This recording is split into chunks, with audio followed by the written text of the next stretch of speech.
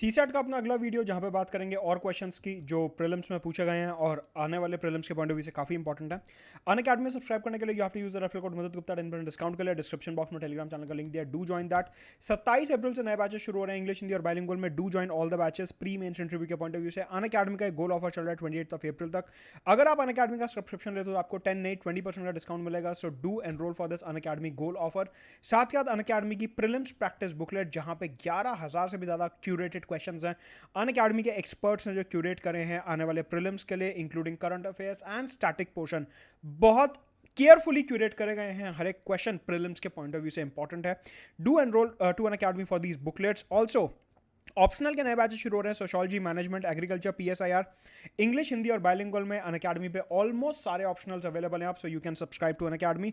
Also last mile programme चल रहा है for the candidates who have cleared mains examination for the upcoming interview. पहला question है अपना प्रीलिम्स 2020 का। हमारे को दो स्टेटमेंट दी हुई हैं।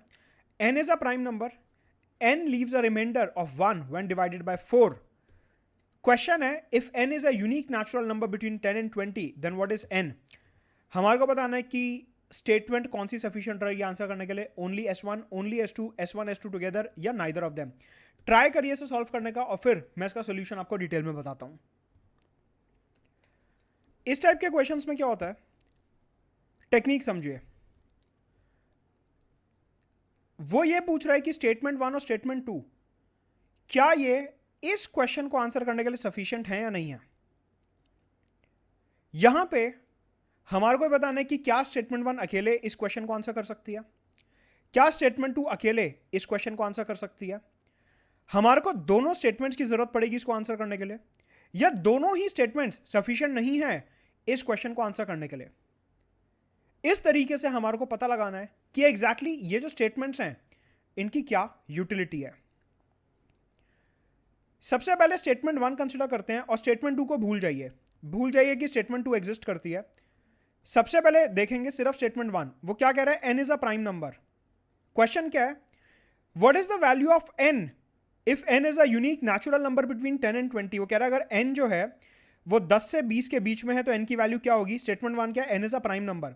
10 से 20 के बीच में कौन कौन से प्राइम नंबर्स हैं, 11, 13, 17 और 19। अगर हम सिर्फ और सिर्फ स्टेटमेंट 1 देखते हैं तो हम ये नहीं बता सकते, अगर हम सिर्फ और सिर्फ स्टेटमेंट 1 देखते हैं तो हम ये नहीं बता सकते कि n की वैल्यू क्या है। n की वैल्यू 11 भी हो सकती है, 13 भी हो सकती है, 17 भी हो सकती है और 19 भी हो सकती है। इनमें से n की वैल्यू कुछ भी हो सकती है, इनमें से n की वैल्यू कोई भी हो सकती है।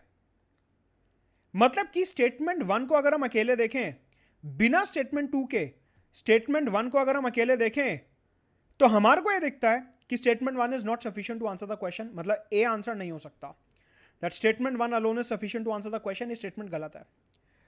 अब क्या करेंगे, स्टेटमेंट 1 भूल जाइए कि स्टेटमेंट 1 एग्जिस्ट करती है, भूल जाइए कि स्टेटमेंट 1 एग्जिस्ट करती है। Just focus upon statement 2, just focus upon statement 2। Statement 2 क्या है, n leaves a reminder of 1 when divided by 4। What is the value of n between 10 and 20। कह रहा है n की वैल्यू 10 से 20 के बीच में है और n की वैल्यू ऐसी होनी चाहिए जिसको जब हम 4 से डिवाइड करें तो रिमाइंडर 1 आए। तो n की ऐसी वैल्यू कौन सी पॉसिबल है, 13 पॉसिबल है कि 13 को अगर 4 से डिवाइड करा तो रिमाइंडर 1 आएगा। ऐसी वैल्यू 17 पॉसिबल है कि अगर 17 को 4 से डिवाइड करा तो रिमाइंडर 1 आएगा।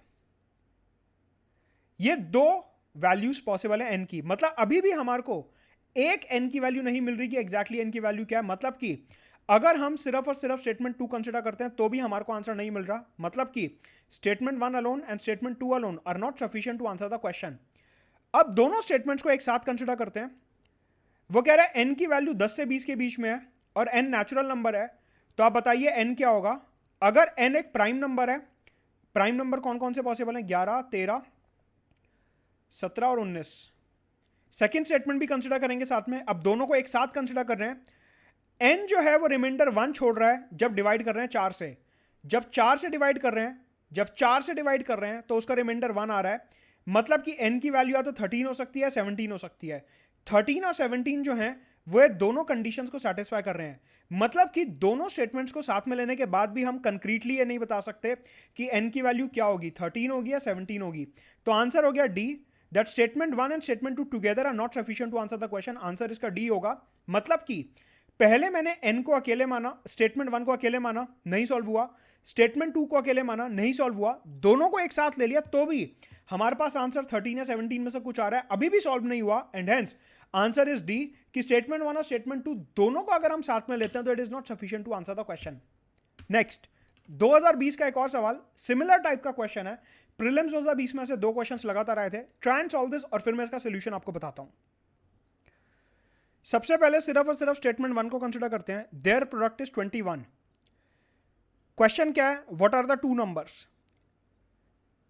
वो कह रहे हैं दो स्टेटमेंट दी हुई हैं, क्वेश्चन है कि हमारे को दो नंबर्स निकालने हैं। सबसे पहले स्टेटमेंट 1 को अलोन कंसीडर करते हैं और स्टेटमेंट 2 को भूल जाते हैं। स्टेटमेंट 2 को भूल जाते हैं।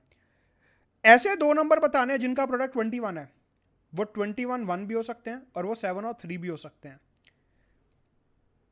तो क्या हम कंक्रीटली आंसर दे सकते हैं कि वो दो नंबर कौन से हैं? नहीं दे सकते, क्योंकि दो कॉम्बिनेशन पॉसिबल है, या तो 21 into 1 या फिर 7 into 3।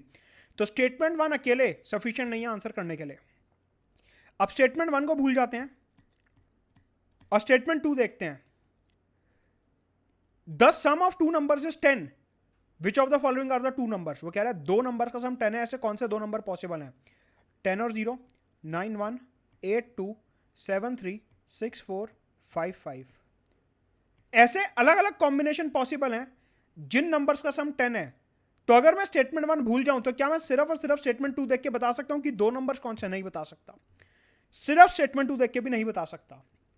अब स्टेटमेंट 1 स्टेटमेंट 2 दोनों एक साथ कंसिडर करते हैं। दो नंबर्स ऐसे जिनका प्रोडक्ट 21 है, 21 into 1, 7 into 3।